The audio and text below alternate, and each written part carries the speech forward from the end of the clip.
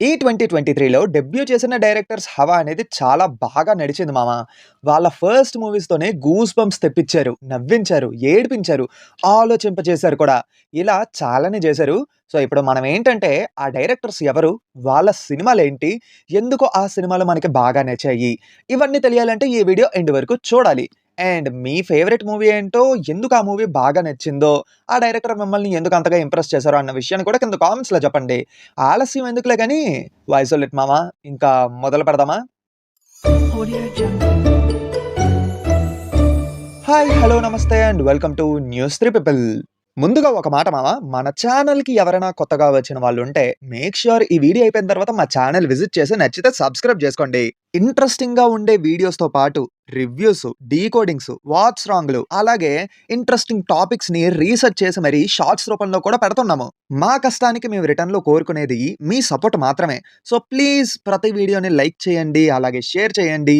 ఖచ్చితంగా సబ్స్క్రైబ్ చేసుకొని సపోర్ట్ చేయండి. నాకు తెలుసు మామ మీరు సపోర్ట్ చేస్తారు. చేయండి. మీ సపోర్టే మాకు కావాలి. ఇంకా మనం వీడియోలోకొచ్చేస్తే నంబర్ 6 మ్యాడ్.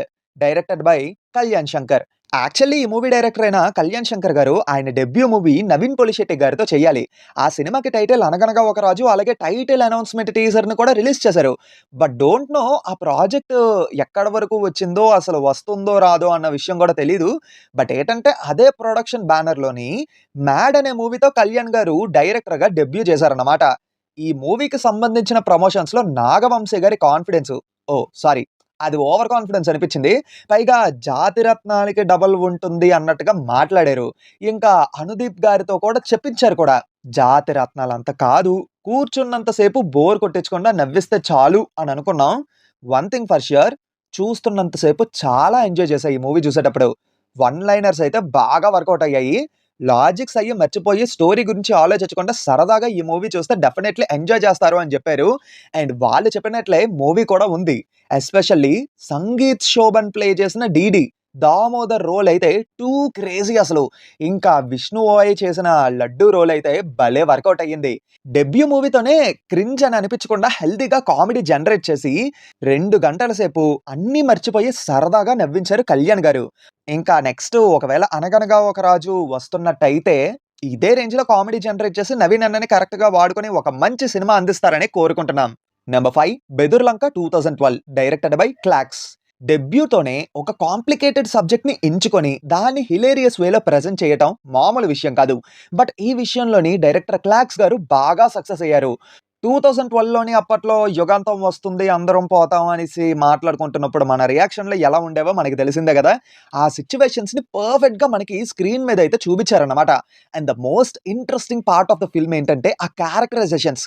క్యారెక్టర్స్‌ని డిజైన్ చేసుకునే విధానం గాని, ఆ డెవలప్‌మెంట్ కానీ చాలా ఇంట్రెస్టింగ్‌గా అయితే ఉంటుంది. అది కరెక్ట్‌గా వర్క్ అవ్వడం వల్ల ఏంటంటే క్యారెక్టర్స్‌కి మనం బాగా కనెక్ట్ అవ్వడమే కాకుండా ఆ ఎమోషన్స్‌కి కూడా బాగా కనెక్ట్ అయ్యామన్నమాట. ఇదొక సటైరికల్ సోషల్ డ్రామా అన్నమాట. ఒకవైపు కామెడీతో పాటు మనల్ని ఆలోచింపజేసేలా కొన్ని పాయింట్స్‌ని రియల్లీ ఇంప్రెసివ్‌గా అయితే ప్రెజెంట్ చేశారు. యాక్చువల్లీ ఏంటంటే కొంతమందికి ఈ సినిమా మీద మిక్స్డ్ ఫీలింగ్ ఉంది గానీ, నచ్చిన వాళ్ళకి మాత్రం రియల్లీ ఒక గ్రేట్ ఎక్స్‌పీరియన్స్‌నే ఇచ్చింది మూవీ. ఆల్సో డైరెక్టర్ క్లాక్స్ గారు కూడా డెబ్యూ మూవీతోనే ఒక యూనిక్ ఫిల్మ్ మేకర్ అని చెప్పి ప్రూవ్ చేసుకున్నారు. Expecting some other interesting concepts from him in his upcoming projects. Number 4 writer Padmabhushanam. Directed by Shanmukh Prashanth. అప్పటి వరకు చాయ్ బిస్కెట్ వాళ్ళేంటంటే షార్ట్ ఫిల్మ్స్‌తోనే యూట్యూబ్‌లోనే హల్చల్ చేసేవారు. అలాంటిది థియేట్రికల్‌గా సినిమాలు రిలీజ్ చేయడానికి సిద్ధమయ్యారు. ఆల్సో డైరెక్టర్ షణ్ముఖ్ ప్రశాంత్ గారికి కూడా ఇది డెబ్యూ మూవీయే. అప్పటి వరకు ఆయన కూడా షార్ట్ ఫిల్మ్స్ తీశారు. అలాగే రైటర్‌గా ఆయన ఫ్యామిలీ డ్రామా అనే సినిమాకి వర్క్ చేశారు. సో డైరెక్టర్‌గా ఏంటంటే ఆయనకిది డెబ్యూ ఫిల్మ్. స్టోరీ కూడా సింపుల్ గానే ఉంటుంది. బట్ ద పాయింట్ ఈస్ క్లైమాక్స్‌లో వచ్చే ఎమోషన్‌కి మనం డీప్‌గా ఎమోషనల్‌గా ఫీల్ అవ్వాలి అంటే బిగినింగ్ నుంచి వచ్చే క్యారెక్టర్స్‌కి మనం బాగా కనెక్ట్ అవ్వాలన్నమాట. అండ్ ఆ విషయంలో షణ్ముఖ్ గారు సక్సెస్ అయ్యారనే చెప్పాలి. ఒకవైపు హెల్తీగా కామెడీని జనరేట్ చేయడమే కాకుండా క్లైమాక్స్‌లో ట్విస్ట్ రివీల్ అయినప్పుడు అక్కడ వచ్చే సీక్వెన్సెస్ గాని, ఆశిష్ విద్యార్థి గారు చెప్పే స్పీచ్ కానీ, సుహాస్ అన్న అలాగే రోహిణి గారి మధ్య మదర్ అండ్ సన్ రిలేషన్ గాని, ఇవన్నీ చూస్తున్నప్పుడు నిజంగా చాలా బ్యూటిఫుల్‌గా అనిపించింది. And I can surely say that సినిమాకి బాగా కనెక్ట్ అయిన వాళ్ళు డెఫినెట్‌లీ వాళ్ళ జీవితంలో ఉండే లేడీస్‌కి వాళ్ళ యొక్క డ్రీమ్స్‌కి ఖచ్చితంగా ఇంపార్టెన్స్ ఇస్తారు. ఇది మాత్రం పక్కా నిజం. Number 3 Dasara directed by Srikanth Odela. ఈ ఇయర్ లోని one of the best cinematic experience ఇచ్చినటువంటి మూవీ డెఫినైట్లీ దసరానే. మన లెక్కల మాస్టారు సుక్కు గారి శిష్యుడు అని చెప్పి ప్రూవ్ చేసుకున్నారు శ్రీకాంత్ ఒడెలా గారు. వేర్లపల్లి అనే ఊరు, ఆ ఊర్లో ఉండేటువంటి జనం యొక్క అలవాట్లు, పద్ధతులు ప్రతిదీ ఆ వరల్డ్ ని చాలా బ్రిలియంట్ గా అయితే ప్రెజెంట్ చేశారన్నమాట. సూరి, ధరణి, వెన్నెల ఆ పేర్లకు తగ్గట్టుగానే ఆ క్యారెక్టర్ ఆర్క్స్ ని కూడా డిజైన్ చేసుకున్నారు. సినిమా మొత్తం ఒక ఎత్తు అయితే ఆ క్లైమాక్స్ మాత్రం వేరే లెవెల్ మామ. ప్యూర్‌లీ గూస్ బంప్స్ అంతే. లాస్ట్‌లో ధరణి ఆ కత్తి పట్టుకొని ఒక్కొక్కడిని నరుకుతూ ఉంటే మెంటల్ ఎక్కేసింది. అంటే అప్పటి వరకు పెగ్గు పడితే గాని ధరణికి ధైర్యం రాదన్నమాట సినిమాలోని. అలాంటిది ఒక్క చుక్క మందు కూడా పడకుండా అంత సీరియస్‌గా ధైర్యంగా ఒక్కొక్కడిని నరుక్కుంటూ పోతుంటే మామూలు హై గాదు. వేరే లెవెల్ అనిపించింది. ఇంకా లాస్ట్‌లో రావణుడి బొమ్మ నుంచి కత్తి పట్టుకొని వస్తాడు. అది చూసిన తర్వాత నాకైతే మైండ్ పోయింది మామ. మాస్‌తో పాటు ఈక్వల్‌గా లవ్ ట్రాక్‌ని కూడా చాలా బ్యూటిఫుల్‌గా ప్రెజెంట్ చేశారన్నమాట. సంతోష్ నారాయణ్ గారి మ్యూజిక్ అయితే ఈ సినిమాకి యాడెడ్ ప్లస్ పాయింట్. ఒక పక్కా కమర్షియల్ మూవీలో మనం ఎక్స్‌పెక్ట్ చేసే ఎలిమెంట్స్ అన్నీ ఈ మూవీలో ఉంటాయి. ఆల్సో మళ్ళీ 'నాని' అన్న శ్రీకాంత్ ఒడెలా గారితో కలిసి వర్క్ చేయబోతున్నారట. ఇంతకంటే డబుల్ డోస్‌లో ప్లాన్ చేసుకొని ఆడియన్స్‌ని ఎక్సైట్ చేస్తే అదే హ్యాపీ. 'దసరా' మూవీ డీకోడింగ్ కూడా చేశాను. ఆ వీడియో లింక్ కింద కామెంట్స్‌లో ఇస్తాను. మిస్ అవ్వద్దు. ఈ వీడియో అయిపోయిన తర్వాత ఒకసారి లుక్కేసేయండి. వీడియో కంటిన్యూ చేసే ముందు వన్ మోర్ థింగ్ మామ. మన ట్విట్టర్ పేజ్ లింక్ అయితే కింద కామెంట్స్‌లో పెట్టాను. ఇంకా ఎవరైనా ఆ పేజ్‌ని ఫాలో అవ్వకపోతే ఫాలో అయ్యి సపోర్ట్ చేయండి. డైలీ ఫిల్మీ అప్డేట్స్ అన్నీ నా ట్విట్టర్ పేజ్‌లో అప్డేట్ చేస్తున్నానన్నమాట. సో ప్లీజ్ ఫాలో అయ్యి సపోర్ట్ చేస్తారని చెప్పి మా ప్రార్థన. నెంబర్ 2 హాయ్ నాన్న డైరెక్టెడ్ బై శౌర్యవ్. ఈ ఇయర్ 'నాని' అన్న ద్వారా పరిచయం అయినటువంటి మరో డైరెక్టర్. యాక్చువల్లీ మీకిక్కడ ఇంకొక విషయం చెప్పాలి. శ్రీకాంత్ ఒడెలా గారు అలాగే 'హాయ్ నాన్న' డైరెక్టర్ అయిన శౌర్యవ్ గారి నరేషన్ విన్న తర్వాత ఆ నరేషన్‌కి ఇంప్రెస్ అయినా సరే వాళ్ళ సినిమాని ఎలా టేక్ ఆఫ్ చేస్తారా అని చెప్పి తెలుసుకోవడానికి ఏంటంటే కొన్ని సీన్స్ లాంటివి షూట్ చేసుకొని రమ్మని చెప్పారట. అవి నచ్చడం వల్లే ఈ మూవీస్‌ని ఓకే చేశారట. 'హాయ్ నాన్న' మన తెలుగులో వచ్చిన లవ్ స్టోరీస్‌లో one of the best love story అని చెప్పాలి. ఆ నరేషన్ గాని, స్టోరీ టెల్లింగ్ గాని, లవ్లీ స్క్రీన్ ప్లే గాని, ఇంకా లాస్ట్ 30 మినిట్స్ అయితే ఎంత ట్రై చేసినా ఏడుపు ఆపుకోలేము. అంత బ్యూటిఫుల్‌గా అయితే ఉంటుంది మూవీ. మృణాల్ ఠాకూర్ గారు అలాగే 'నాని' గారి పెయిర్ కూడా స్క్రీన్ మీద చూడడానికి చాలా ఫ్రెష్‌గా అనిపించింది. ఇంకా బేబీ కియారా క్యూట్ పెర్ఫార్మన్స్ అయితే ఈ మూవీకి యాడెడ్ ప్లస్ పాయింట్. డైరెక్టర్ శౌర్యవ్ గారు ఈ సినిమాని మరీ ఓవర్ డ్రామాటిక్‌గా చూపించకుండా చాలా క్లీన్ అండ్ క్లియర్‌గా అయితే మన ముందుకు ప్రెజెంట్ చేశారన్నమాట. ఇయర్ అయిపోతున్నప్పుడు ఒక మంచి లవ్ స్టోరీని ఆడియన్స్‌కి ఇచ్చి వాళ్ళని బాగా సాటిస్ఫై చేశారు.